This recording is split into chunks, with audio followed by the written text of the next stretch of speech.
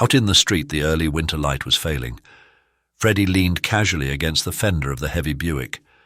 When he saw his father come out of the building, Freddie went out into the street to the driver's side of the car and got in.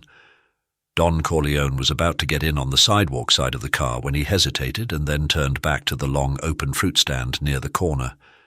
This had been his habit lately. He loved the big out-of-season fruits, yellow peaches and oranges, that glowed in their green boxes. The proprietor sprang to serve him. Don Corleone did not handle the fruit. He pointed.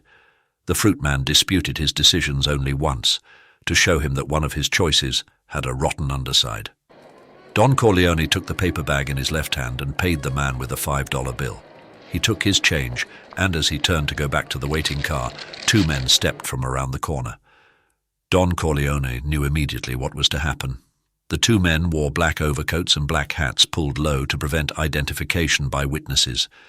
They had not expected Don Corleone's alert reaction. He dropped the bag of fruit and darted toward the parked car with startling quickness for a man of his bulk. At the same time he shouted, "Fredo, Fredo!" It was only then that the two men drew their guns and fired. The first bullet caught Don Corleone in the back. He felt the hammer shock of its impact but made his body move toward the car.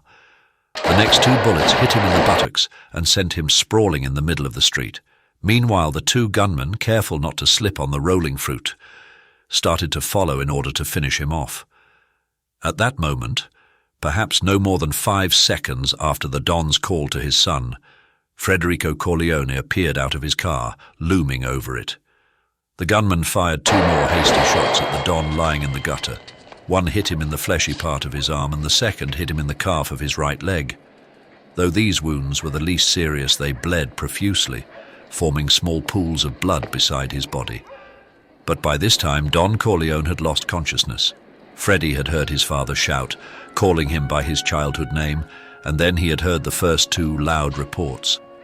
By the time he got out of the car, he was in shock. He had not even drawn his gun.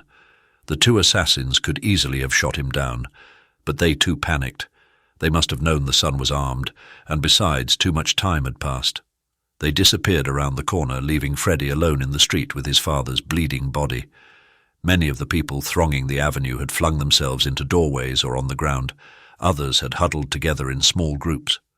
Freddie still had not drawn his weapon. He seemed stunned. He stared down at his father's body lying face down on the tarred street, lying now in what seemed to him a blackish lake of blood. Freddie went into physical shock.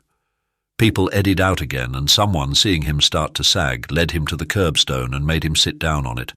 A crowd gathered around Don Corleone's body, a circle that shattered when the first police car sirened a path through them. Directly behind the police was the Daily News radio car, and even before it stopped, a photographer jumped out to snap pictures of the bleeding Don Corleone. A few moments later, an ambulance arrived. The photographer turned his attention to Freddie Corleone, who was now weeping openly, and this was a curiously comical sight because of his tough, cupid-featured face, heavy nose, and thick mouth smeared with snot. Detectives were spreading through the crowd, and more police cars were coming up. One detective knelt beside Freddie, questioning him, but Freddie was too deep in shock to answer. The detective reached inside Freddie's coat and lifted his wallet. He looked at the identification inside and whistled to his partner. In just a few seconds, Freddie had been cut off from the crowd by a flock of plainclothesmen. The first detective found Freddie's gun in its shoulder holster and took it.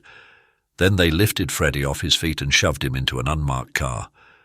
As that car pulled away, it was followed by the Daily News radio car.